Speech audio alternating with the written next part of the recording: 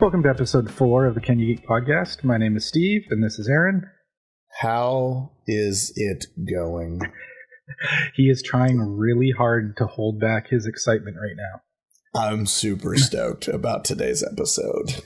So our topic today is our favorite 5 DC villains. Not top 5. There's too many top 5 based on power, etc., whatever. This is just our favorite top 5 villains. Something different. We haven't touched DC yet. We wanted to do everything, so here we go with our top 5. But something has been bothering us. We work so far in advance. Like, we're already into episode 4. Episode 1 came out not even 2 full weeks ago. We've noticed some errors and omissions that we've made. So first, we're going to start off correcting those. So, Errane, would you like to lead off?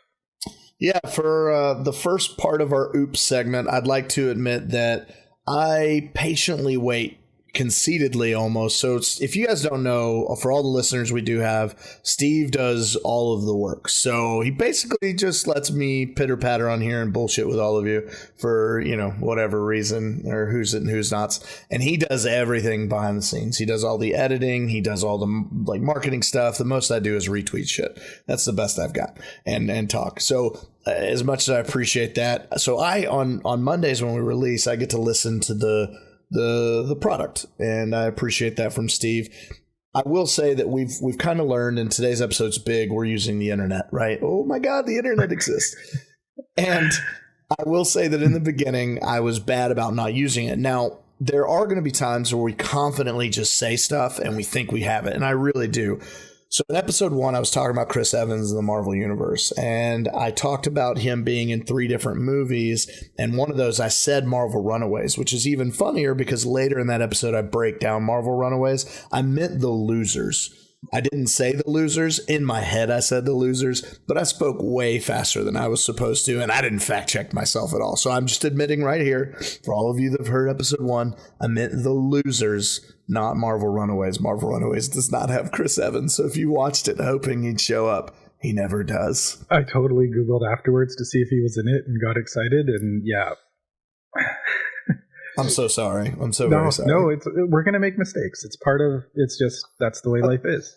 It's the process. Yeah. And for those that have just hopefully listened to episode 3, which at the time of this recording isn't even out yet, I misdefined otaku. Otaku is a young person who is obsessed with computers or particular aspects of pop culture to the detriment of their social skills. My understanding of the word, obviously, which I said, I believed every single bit of it, was that it was just a small world that you focused in on, which, I mean, it kind of is. In some aspects. Yeah, in some ways, I think you weren't totally off. And I think even Patton Oswalt uses it a little bit in that regard, but I do like that you're clarifying specifically what it is. Yeah, I felt really bad when I looked it up and saw that it was not quite the way I explained it. So again, I apologize. And the other thing I needed to fix is I am not a Gen Y. I am Gen X or Zennial. What the fuck is Gen X or Zennial? Do tell. People born 1974 to 1984. Are you? It stops at 84? Yeah. I was born in 85. That's too funny. So I'm the start of the millennial era. Is what you're saying? Yep. Oh snap! Millennials. I was actually shocked that millennials started that early. I'll be honest. Really? Oh no, I thought it was earlier. Because as much shit as so many people gave about millennials, I knew that it actually included me at least, but I thought it went further. So the fact that you're in an even different little generation, and I fit right at the beginning of I'm the millennial godfather. You are. You're the OG millennial. Just kicking it old school millennials, Just chilling. All right, so now that the hard part's out, let's hit the crux of this episode.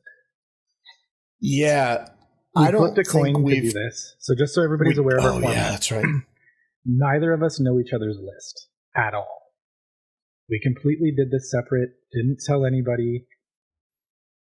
Well, I told my wife, but because she was curious. But otherwise, I told nobody. We flipped a coin before recording and decided Errane was going to go first. So he's going to do his number 5. I will do my number 5. Then I will do my number 4. And then Errane will do his 4. And then 3, vice versa. And we'll just keep going.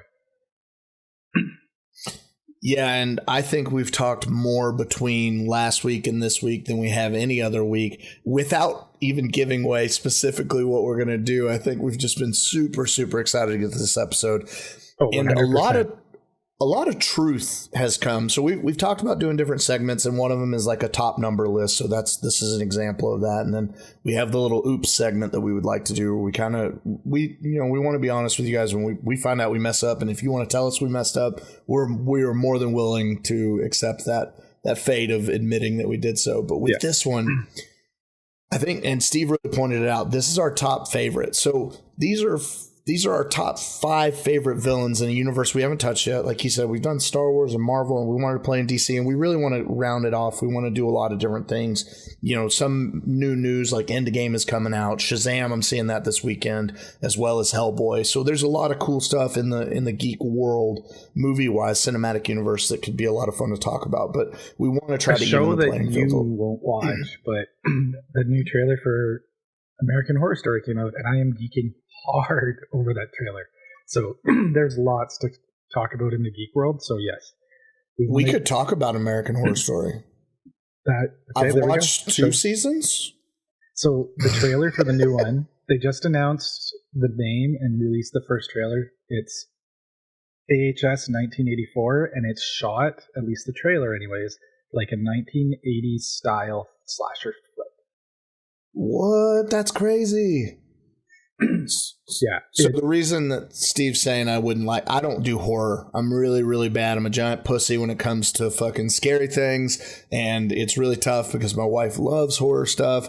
So she's gotten me to watch a few episodes of American Horror Story. I think I saw the first season with the haunted house. Yep. And I saw the Freak Show, parts of the Freak Show season and parts of the Alien season, but I haven't watched either of them all the way through when she was binging them. It's such a good series. There's seasons that are bad. I'll be honest. There are seasons that are really bad.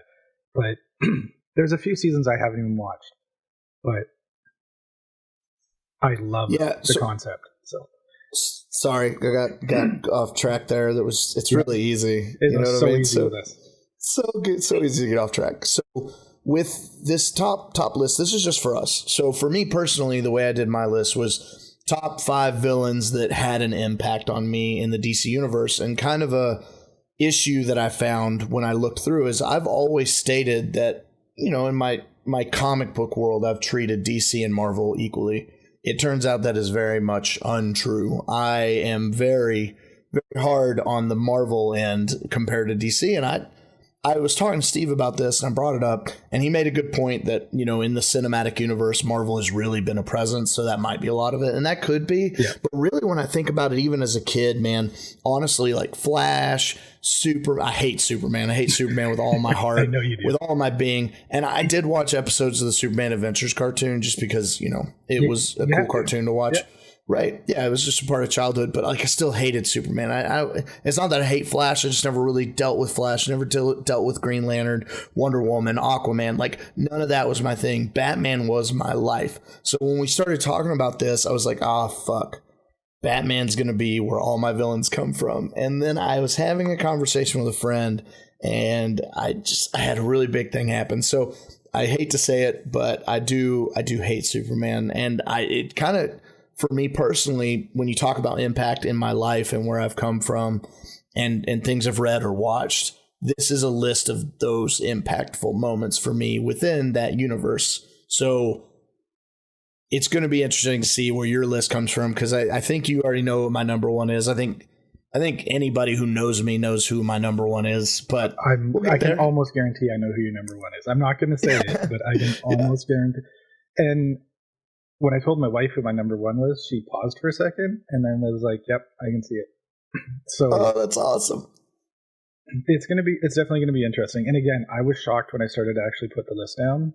There's people in positions that I honestly didn't expect to be there.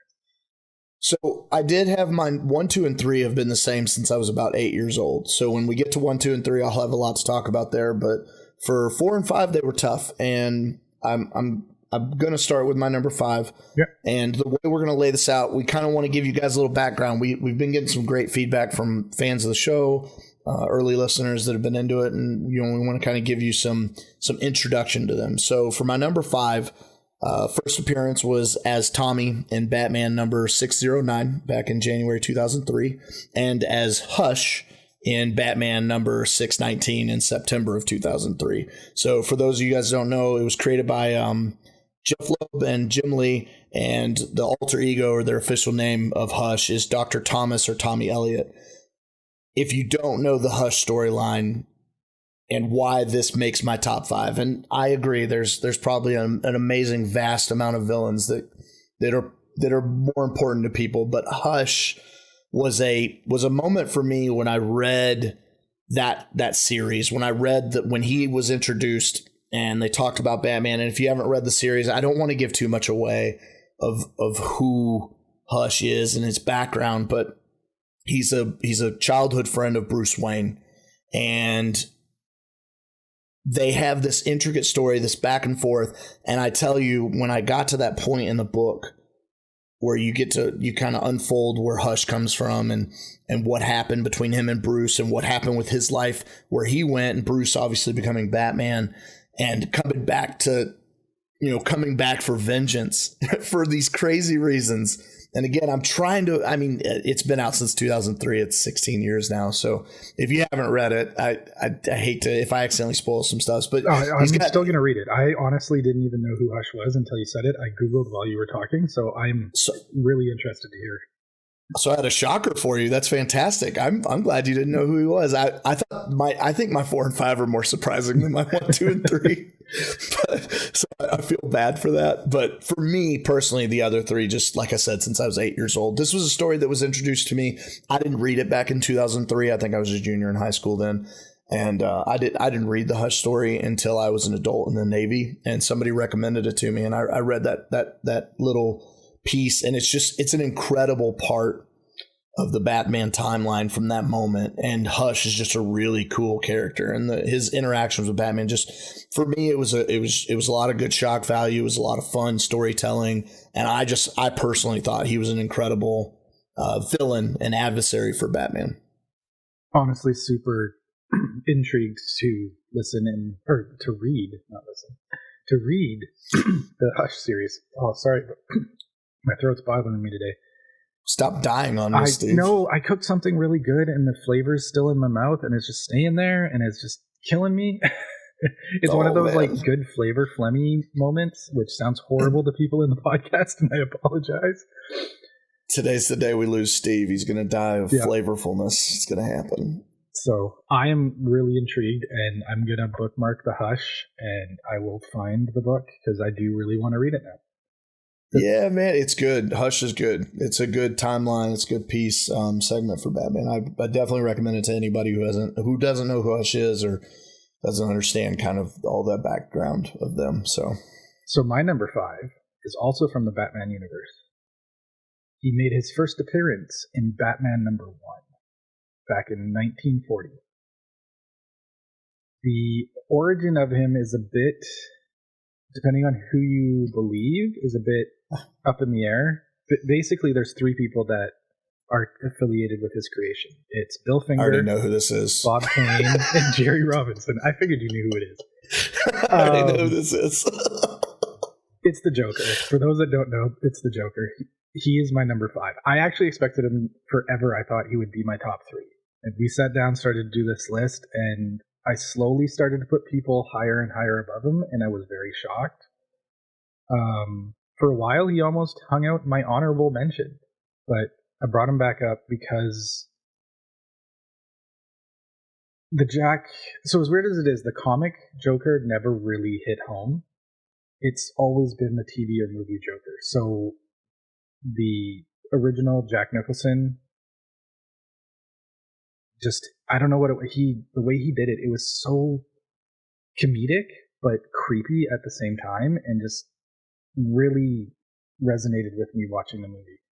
And then I watched The Dark Knight with Heath Ledger, and the way he portrayed the Joker was just exactly what I pictured him to be, this psychotic, crazy, evil genius. And it resonated so much that it's always stayed with me. And so, yeah, he had to be in my top 5. I'm surprised he's my number 5. I don't have a nice long story about it like you do for number 5, but he is in my top 5. Sadly, only number 5 though. I like it though. I like that he's up there. I think that most people would have Joker in their top 5. I don't think that that's an odd thing to want in your top 5 for good reason. He is one of the best villains in DC. Yeah. And this is why when we tried to stress hard on this, and I hope we've gotten this through to you guys, these are our top 5 villains for us, right? So for Joker to be in your top 5, that's a big deal for you, but that's for you. And I think that you mentioned 2 amazing performances. I mean, Jack Nicholson's performance to Joker was awesome. And I mean, we grew up on that. Exactly. I mean, shit, dude, that because we didn't have the Adam West Batman, right? I saw some episodes of that when I was a kid. I watched a few episodes, but I wasn't dead into it. It was just, I'd watch it if it came on Saturday. Yeah, it was silly TV. Really Saturday, it was still on TV. So yeah, it was like silly TV. It's like when you watch Nick at Night and you see a lot of the old, like the Munsters and Happy Days and shit like that. Like just watching the old Adam West Batman shit was kind of that way. But our wheelhouse of Batman was Michael Keaton and fucking Jack Nicholson. Like that's the Batman that we got. And one of the best, in the following movie, the best, I still think the best Catwoman costume. That leather with the, oh my God. So As a kid, holy shit. So anyway. Yeah. Okay. So Princess Leia and Michelle Pfeiffer. It's all good, man. When your wife hears this, you may be sleeping on the couch. No, she'd agree. All right. She loves that outfit. That that Catwoman outfit was the bomb. Your wife is amazing, so she's not gonna complain. No, she gets it. So we are in a position. You mentioned Heath Ledger, and Heath Ledger's performance of the Joker was everything I expected from the Joker he made. Yeah. But Jack Nicholson played a Joker that, like, I don't know, it just resonated with the comics. And then for me personally, the only Joker that'll ever be my Joker is Mark Hamill. But that is Mark Hamill. It's so funny I just mentioned Princess Leia because now I know we're going to Luke Skywalker. Yeah. So, Mark Hamill, he is the voice of Joker, and the animated one. He's Isn't he also in Arkham? He's the Joker in Arkham as well, I believe. I think that was the last time he did. Well, it's not the last time because he did the Killing Joke cartoon that was made as a favor, but he officially retired maybe during Arkham. But I thought it was Travis Scott maybe that did Arkham. You know what? We've got the internet. We do have the internet. And I don't. You're talking about the video games, right? Yeah. Okay, so Arkham Asylum video games, it was, and I don't know if it says who voiced. He did Arkham Knight, Arkham City, and Arkham Asylum. Okay. Oh, yeah, he sure did. But I believe they are doing a new one that is Scott. Yeah, well, is that his name? I might have butchered his name. I think it's Jason Scott. Is it... Oh, Jason. I thought it was Travis. Maybe Scott. It is Jason Scott. Scott. There's so many Joker voice acters. Well, this that's is horrible for the podcast, by the way. People are going to be sitting there going like, oh my God, these people. Well, no, funny you say that because I think the big thing with whoever's voicing Batman is also voicing Joker or some shit like that. I don't remember.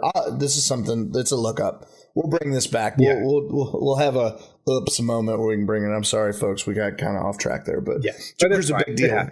Yeah, he's a big deal, and I think that's a great number 5. So, and just being on the Joker as well, I am super excited to see Joaquin Phoenix. That trailer is. Oh, it honestly seemed to be the perfect mix of the psychotic Heath Ledger and Jack Nicholson. Who's the lead singer of 30 Seconds to Mars? Jared Leto. Who played him? Jared Leto. Yeah. So a lot of people, and this is one more of those controversial things, a lot of people hated Jared Leto's Joker. I loved him. I thought he was great. I enjoyed his Joker. Again, it's a different spin on the same character, but yep, I liked it. I didn't hate that Joker. Yeah, I really thought that he killed it in his own way, and you can all hate me for that. I don't care. I don't give a fuck about unpopular opinions. This is our first unpopular opinion because we both have that same opinion that he did a pretty good job as the Joker. Yes, it wasn't what people wanted, but he played the role well. Yeah, and I thought he did. I enjoyed it. I'm not saying that Suicide Squad overall was a great movie. I am saying that I did enjoy Margot Robbie and Jared Leto together and what they did with Harley Quinn and Joker. Completely agree on that. All right. But you mentioned Joaquin. I am excited. I think it's really cool that DC's letting some other stories be told that aren't in their continuity. Yeah. And I think that it's important that they let that happen. And I'm excited for Joaquin Phoenix's Joker and that kind of that origin story. I'm I'm stoked for it. It's going to be fun. I am too. All right. So back to our list. See, we get sidetracked. This is what we do. It's Joker. The Joker deserves it. He does. All right. We could almost do an entire episode on just the Joker. So we really could. My number 4, again, comes from the Batman world. I'll be honest, there's quite a few on here from Batman. So I think we're both going to be in that boat. So mine appeared in, very first appearance was Detective Comics number 66 in August 1942. He again was created by Bob Kane and Bill Finger. So this is going to be one thing I've noticed in this list. Most of my favorite DC villains are made by the same two people. Yeah, Bob so Kane they come and from Bill old Finger. school. They're old school. It's old school villains. So some of you may know him as Harvey Dent. Some of you know him as Two-Face. And so Two-Face is my number 4. The reason is I touched on it in our episode number 3 in the geek culture. Me growing up, I felt like Two-Face. I had the face that I thought everybody wanted to see, which was the sport jock, friendly, super nice guy. And the other side was the introverted geek that just wanted to stay home and play games and read comics. And again, this is somebody I expected to be higher on my list. But I was kind of hoping that since you said super nice guy, you were going to be like super evil prick was your other side. I was really looking forward to it. I've never been a big asshole. I wish I could. I could say I was, but no, I've never been a big asshole. I was friends with everybody growing up. You're a big old teddy bear. You're a sweetheart. And so, yeah, it's that personal connection like you had with Hush, where I had it with Two-Face. Growing up, I would draw Two-Face. I would color coins one side black and carry it with me. Just like weird things that it tied in. It made me feel like there was something else out there. And then now that, again, like we talked about in episode 3, where geek culture is popular, I don't have to hide it anymore. So I can be bold and not worry about I have to be one or the other. So yeah, I think that's good. I think that's a solid pick. I mean, Two-Face is a great villain, classic villain. And I think that grabbing Harvey Dent, I think that's a solid pick. I honestly was trying to think of who you were saying when you were going through it. And so when you said it, I was like, man, I think it's Two-Face or maybe the Riddler. I was trying to figure it out. And then you said Two-Face. It's like, there it is. Cool. So that's pretty badass, man. I like it. So do you want me to go to my number 4 then? Oh, yeah. Okay. So this has a little bit of a background story. So I will admit I was talking to some friends because I couldn't tell Steve because we agreed that we wouldn't say anything. And I was having trouble. As I said, I didn't want every one of my villains to come from the DC universe. Not that. I was like, I didn't want him to come. Did you really throw me for a loop? Yeah, right. No. Yeah, I'm going to put some Marvel shit in. Yeah, here's a Dark Horse villain. What do you think about that, motherfucker? I'm sorry. I meant from Batman. And I was sitting there thinking, and there's something that happened a couple years ago.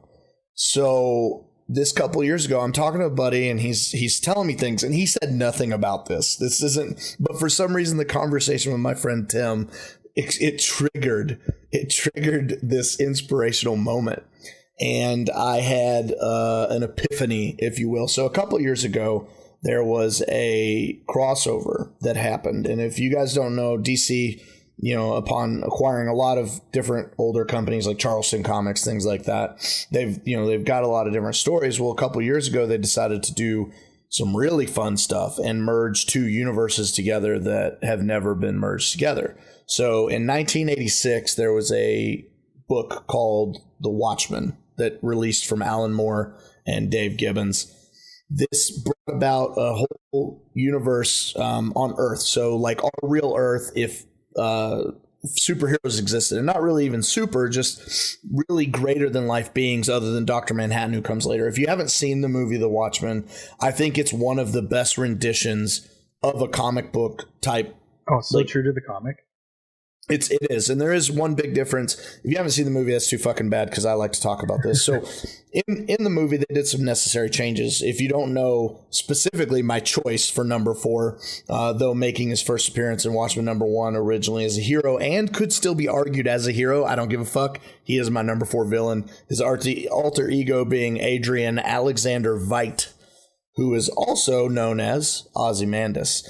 He was known for his genius intellect, martial arts skills. He was known to be like the quickest person on Earth, and he's just this incredible, almost like Lex Luthor type individual within the Watchmen universe. And if you don't know, Dr. Manhattan's the only like real superhero in that. Well, 2 years ago, they started doing the Doomsday Clock, and I haven't read all of these. I meant to get them from my comic book vendor. He's a great guy. And he's hooking me up with them now to send them my way because The Watchmen's one of my favorite stories ever written. And I think Alan Moore's just incredible in general, and his stuff's really good. I don't know about him as a person, to be honest, but his writing is really good.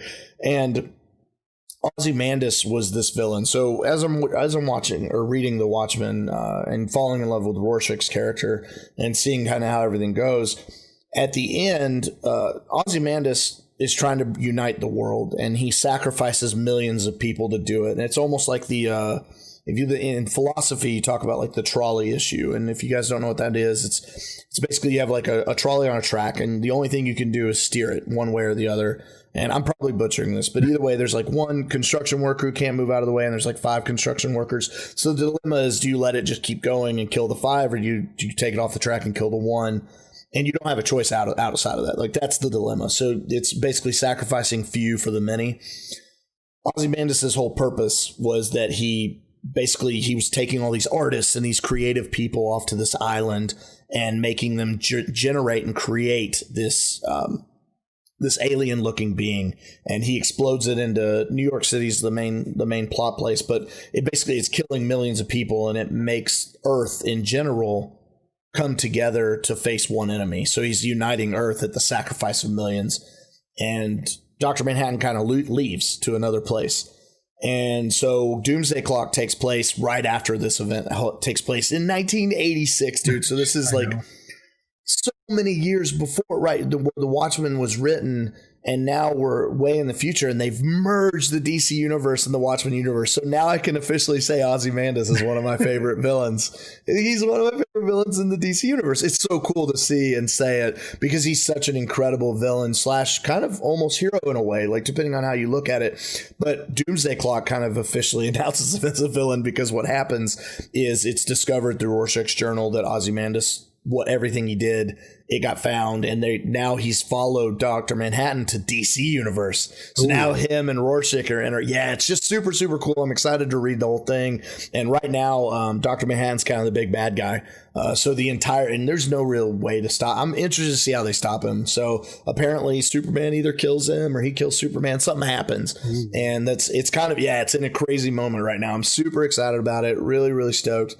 And so that's mine. I'm sorry, I went on kind of dragged on a little bit with that, but I was really excited to just realize that DC and Watchmen finally are together. So now I can officially say Ozymandias is one of my favorite villains in the DC universe, even though the story I'm attributing that to happened far before they were together. Yeah. I don't give a fuck. You can't get me on this technicality, motherfuckers. No, hey, it's our favorite 5, right? So run with it. I don't care. Yeah.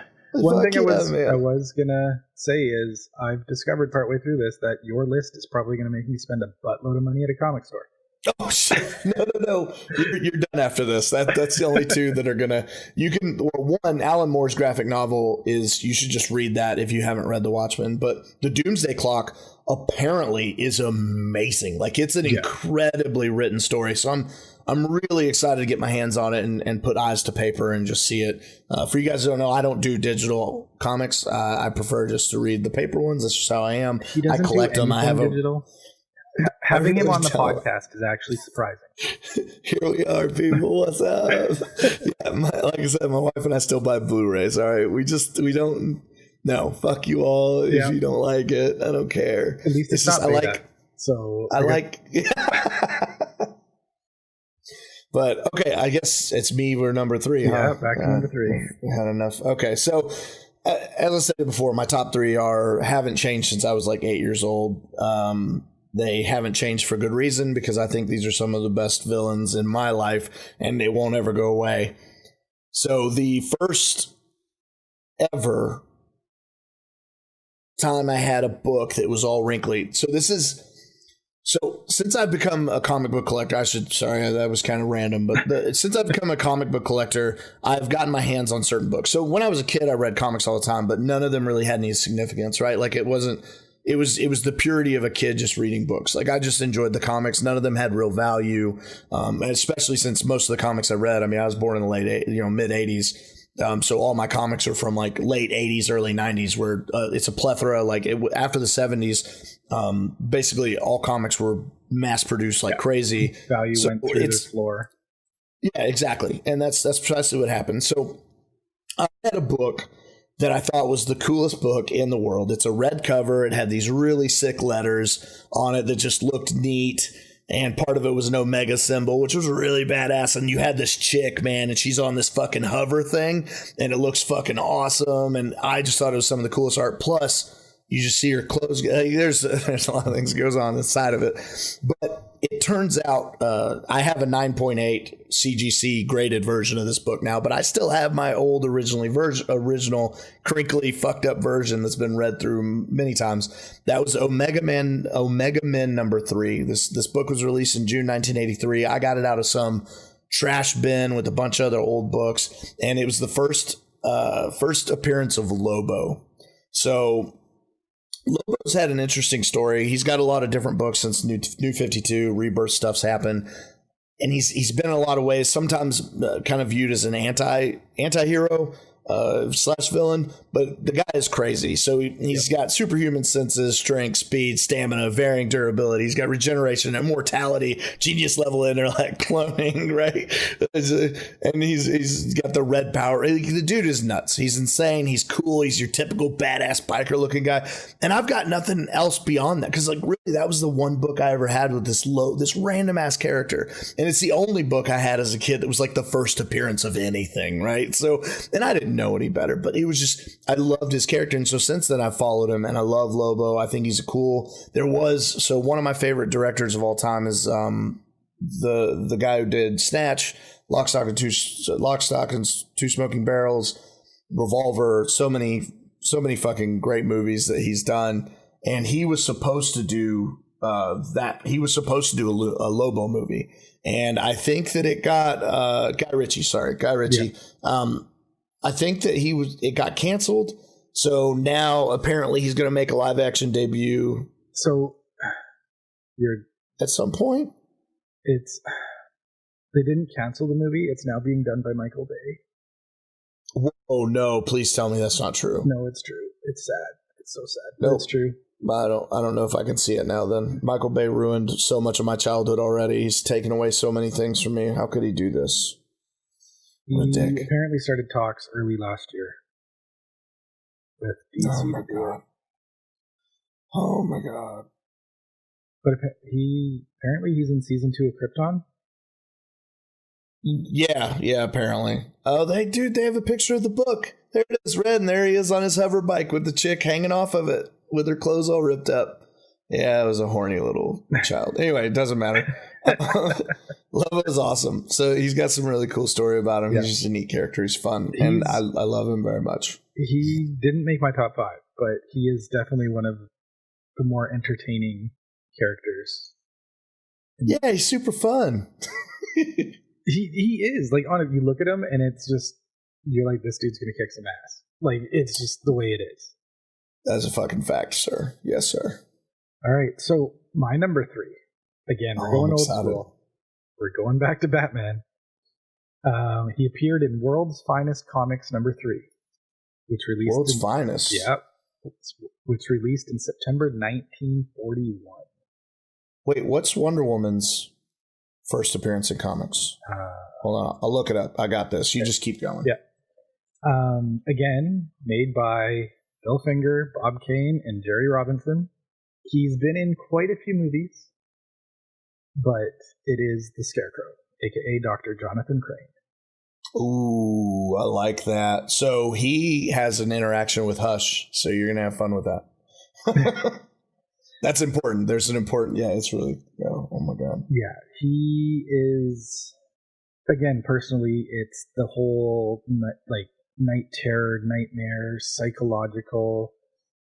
One thing you're going to notice about all of my five is they're very intellectual. Like there's something more to them than just straight up supervillain. And so again, it's the fact that he took being a psychologist and used the psychological weaknesses of people to gain the power and get his whatever he was working on through. Just I don't know. The very first time I read it in a comic, which I honestly don't even remember what comic it was, I instantly needed to find out more.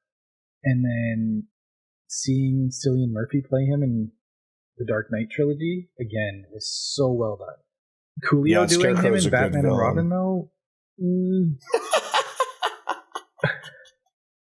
So, yeah. I've heard. You're allowed to not bring up Batman and Robin. You're allowed to shun that from the life of all things. In that entire movie. Oh, good God, man! No, his voice actor in the Arkham video game series is incredible. Apparently, he's really well portrayed in the Gotham series, which I haven't had time to sit down and watch, but I am very interested, especially now that it's coming to an end, to actually sit down and watch Gotham to see that take on it, because DC can do TV shows very well. They can't do movies at all. But the DC TV universe is very, very well done. And so, yeah, Gotham is got me intrigued. So that was... Yeah, so what year was he? 1941. 41? Yeah, so was Wonder Woman, but she was in All-Star Comics. For some reason, I thought it was World's Finest. So yeah, All-Star Comics. That would have been hilarious if they... Same one. Well, I didn't know how close it was, but for some reason, she's All-Star Comics number 8, but it was in 1941. For some reason, I thought that she was in World's Finest. I can't believe I was mistaken on that. But that's all. Scarecrow's a hell of a villain, and I do agree with you. I think that the way he does the psycho, like messing with people's fears, and I think that's a huge thing for Batman. Exactly. Because his past is such a big deal to him, and it is an influence in his headspace. So. Well, and that's how Batman deals with a lot of the lower level people, is it's just flat out fear. You know he's coming, but you don't know from where, and so it just... Yeah, it's... Again, the whole tie together was incredible. I think that's a solid pick, sir. I like it. No, we're going up to number 2. Ooh, we're getting close. Number 2. All right, so this is probably going to be a shock. I'm waiting for the awe. It's not a Batman. We made it. We made it out. Yeah, he again was... We're going old school. His first appearance was in August 1961. I can't tell you the name of the book because it'll give it away. He was created by John Broome and Gil Kane. He was actually cast and played pretty well in a really bad movie. Any guesses? Is it? Wait, his first appearance was not it was a book that was named for him? No, he's not the title, but if I say what the title is, like what the book is called, you'll know exactly who it is. Is it Doomsday? No. Oh, wait, no, Doomsday came way later. Wow, I think Doomsday came later. I think Doomsday's a 90s thing. I didn't mean Doomsday, I meant Darkseid. No. Oh, who is it? Sinestro. Oh God. Okay, I've got a story for that after you explain. He appeared first in Green Lantern Volume 2, which was August 1961.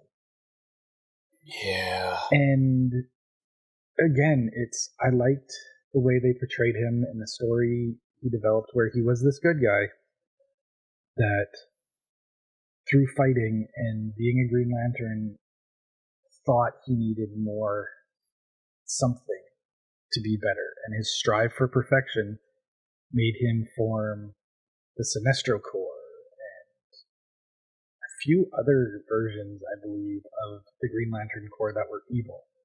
And just, I was shocked he became my number 2. I'll be honest, I did not expect him to be here. Both of the people you just named, I thought would be in my top 5, and neither of them even made my top 5.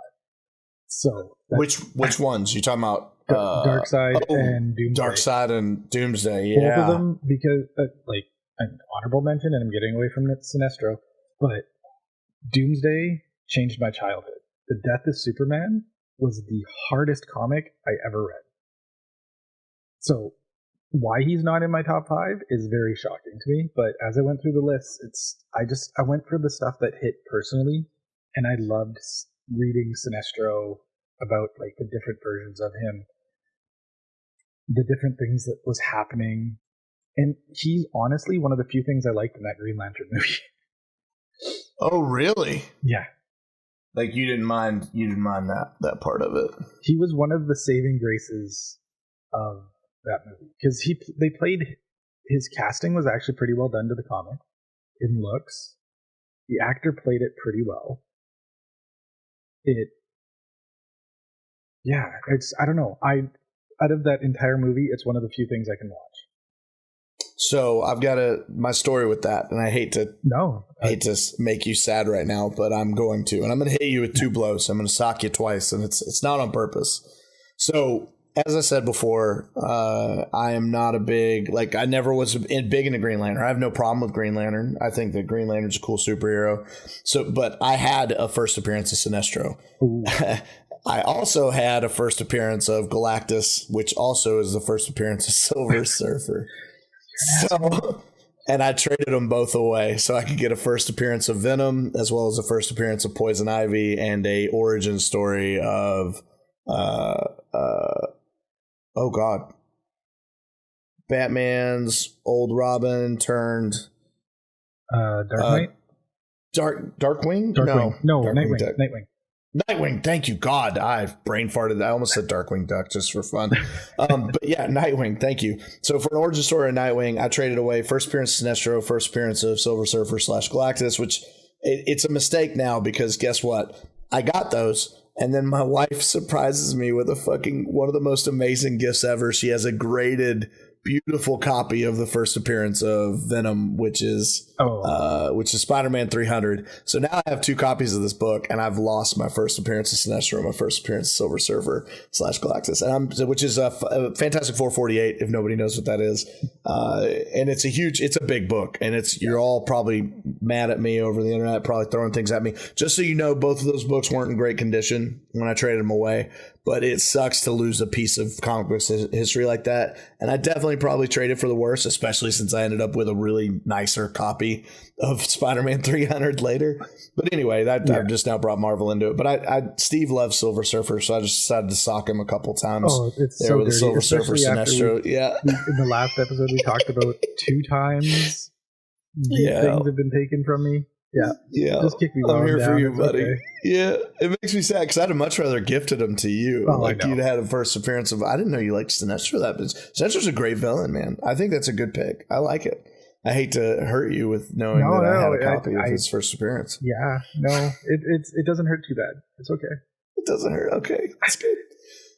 So we don't have to spend a lot of time on my number 2. I do want to talk about the fact that his origin story, and that's important because my number 2 is the Joker. Yeah. It is the Joker. It has been Mark Hamill, and his Joker in the Batman Adventures cartoon has been an inspiration in my life. He's one of my favorite villains in any universe of all time. I think Joker is one of the coolest characters, no matter how he's portrayed. I think he's just always fun to watch how he works. I think it's great how he does counter Batman.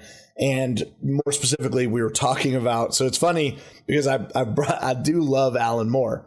And so there's a detective. So if you guys don't know, Batman started in Detective Comics. I think Detective Comics 26, and I don't want to bother looking it up, so we'll just do it in oops later. But I think it's Detective Comics 26, 27, where Batman makes his first appearance in comics. But it was Detective Comics, and it was a more detective type thing. Now, they had in Detective Comics 168, they do what they called the man behind the Red Hood. This is where the Red Hood alias came from. Now, Alan Moore ended up doing a graphic novel that changed it forever. So he released this graphic novel called The Killing Joke. It has one of the most amazing and known cover arts of all time, where Joker is taking the picture and he's in his vacation. Anyway, I know exactly the comic you're talking about. Yeah, and it's one of the best written origin stories ever, and really a great attempt at giving Joker a background and really humanizing the character. If you haven't read The Killing Joke, it is a must read. I know I've talked Alan Moore up twice now. I've got 2 books of his that he's written, but it's worth it. Like I said, as much of an asshole as he can kind of be, his writing is top notch. He's done I think he did V for Vendetta as well. The guy is incredible. He knows what he's doing when he puts ink to paper. And I will tell you that The Killing Joke is just one of the most incredible reads you'll ever get. They did a cartoon rendition that wasn't well received, but I thought it was amazing. Mark Hamill was the voice of the Joker for it. He came out of retirement for that just to do it. And it's absolutely incredible and just worth it. But the book is just worth your time. You get a lot of story out of it. It's incredible, just amazing and awesome. I say incredible and definitely way too much, by the way, guys. So if you just want to play a fun drinking game, listen to episode 1 and try to take a drink every time I say definitely or incredible. I swear you'll be drunk. Just put that out. So yeah, it's really not hard to follow that up. Is it my number 1? You just did your number 2, right? Okay, so here it is. 2, now you're on to number 1. Okay, so this is no surprise to anybody who knows me. You all know who I am. You know who I love. I know who it is. Yeah, go for it. Harley Quinn. No, that's not it. Why would I say Harley Quinn? Yeah, it's absolutely Harley Quinn. So she made it for, okay, so there's a really cool story with Harley Quinn, and the reason why she means so much to me is, like I said, Joker is one of my favorites ever. But when I was a kid, cartoons were my life. In fact, way too far into adulthood, like presently, cartoons are too much of my life. And I'm 33 years old now. I haven't grown up, and I love cartoons. But when I was a kid, Batman Adventures was probably my favorite cartoon. I don't think I looked forward to a cartoon more than Batman Adventures. I think Man-Bat, Clayface, Penguin, Two-Face, Joker, they did all of these villains so incredible. But like Steve's proved with a lot of the villains he's talked about, Batman's old. Batman's an old comic. It's been around a long time. And you're talking about history in the making. What makes Harley Quinn special, what makes Harley Quinn amazing, is that she was created, drawn by Bruce Timm, written by Paul Dini. She was created in the Batman animated series. She did not get drawn into a comic book until after she was so popular with the audience that loved her. She got transferred. She became such a big deal and such a big part of Joker's life, but now independently on her own. She had a real cool gang group where she did like the stuff with Catwoman and her best friend, Poison Ivy, yep. And they had all these rocking. It's just, by the way, the DC Sirens. Yep. No shit, yep. That's awesome. Margot Robbie signed on to do it and everything. Yeah, I liked Margot Robbie's Harley Quinn. So just for an acting piece, I know she's been represented another time, I think, in some other random show or whatever, but I don't count any of that because whatever. But Margot Robbie's rendition of Harley Quinn was incredible. I thought she did an amazing job. I think that Harley Quinn is just a spectacular character, and I honestly just one of the coolest and most I have 3 different copies of her first appearance, which is Batman Adventure number 12. She does have, so that's out of continuity. That was in representation. It technically was the first book. It wasn't until 6 years later that she got into the Batman universe continuity of comics with Batman Harley Quinn number 1. It's a good book. I think I have 1 copy of that, but I have 3 copies of Batman Adventures number 12, including a CGC 9.8 graded signed by Bruce Timm. I love Harley Quinn. Everybody who knows me knows I love Harley Quinn. She's been a part of my life since I was 7. You have what, 6? Like statues? Oh, yeah, let's not talk about my obsession with my statues. No, I think I have 8 or 9 of Harley alone. I might have more. I've spent a lot of money on Harley Quinn. Yeah, there's a lot. They'll be up in my bar soon once I get the shelving and stuff all done. Then I'll count them. In fact, I might count them and tell everybody in the next episode how many statues of Harley Quinn I've got. I love Harley Quinn. You can give me anything Harley Quinn, I'm super happy. And I know that everybody's into her now. I've been into her since I was 7. Yeah. So fuck all of you. I had her first. She's mine. I'm just, just Harley Quinn's, she's a really cool character. She's intricate. And I think what's been cool about her is they've really brought her into her own with Suicide Squad and her own little stories where she was doing stuff with Power Girl, I think. And she's kind of become more of an anti-hero, and she's an incredible character and a lot of fun to watch, a lot of fun to see written for her. And I love Harley Quinn. So yeah, everybody knows that. Everybody knows it, and now you all know it, and I'm glad that you could guess that, Steve. Well done. Yeah, that one was your number one. Yeah, it was. Okay, I'll let you guess who my number one is. So tell me who's the adversary. Batman. It is Batman. It is Batman. Really? 4 of my top 5 were Batman. Shocked me. Okay. Yeah. Mine were only 3. I was proud of myself. Because Lobo's really not Batman. I mean, he's faces him, but it's not. Yeah. It's kind of his own thing. I want to say I'm going to go with Riddler. You are correct, sir. No fucking shit. Are you serious? Seriously. We guessed each other's number ones? Yep. Mine's a lot more obvious than yours, so that's not fair, but what the fuck? Oh, dude. Yes. Oh, man. Talk about an honorable mention. Riddler's cool. Yeah. Go ahead. Sorry. I'm taking what you're saying. Yeah. I don't even know where to start with the Riddler. The first time I read him, I believe, was Elseworlds, which was released in 1989. I think it was 1989. It's a totally different character too. He plays a psychiatrist helping Barbara Gordon. Like, it's a totally different story than what you're used to with the Riddler, and it intrigued me to learn and see more. And then, seeing he was one of the first characters I remembered from the old Adam West Batman. Wait, you said he was a psychiatrist for Barbara Gordon? Yes. Was she the Oracle by then? I have the internet. Let me see. It doesn't say. He keeps her dosed with increasing amounts of Valium and encourages her to mix with people she actually hates. Jesus Christ. Yeah. He wears a green suit, and the cushions of his couch bear the pattern of the Riddler's outfit. Did you say his real name? It is Edward Nygma. Yeah. Yes. I'm currently in the process of reading the follow-up to the New 52. That's what it was, right? The New 52. New 52. They did something called Rebirth. I haven't followed DC as well as I should have, to be honest with you. Which was, I think, 8 comics, if I remember correctly. Something like that. The New 52? No, the New 52 was a reset. So DC did a complete universe reset. So the New 52 wasn't. It was not like it was every title had it would be Batman, New 52, Detective Comics, New 52. In Batman's version of the New 52, it's called 0 Year. Oh yeah, the 0 Year. I have a few of those books. That's what I'm reading right now. Really cool. I am reading 0 Year actually right now. It's on my phone. I bought it online. We talked about this. Yeah, I'm reading through it. It is arguably one of the best Riddler storylines in the first part of the arc, I believe it is. He's mainly in the first part. He appears in the second and the third chapters, but it's, without giving it away too much for people, he actually takes control of Gotham in 0 Year. So Gotham in 0 Year is flooded, or in part of the New 52 gets flooded and washed away. He then takes control of Gotham and turns it into this, how do you put this?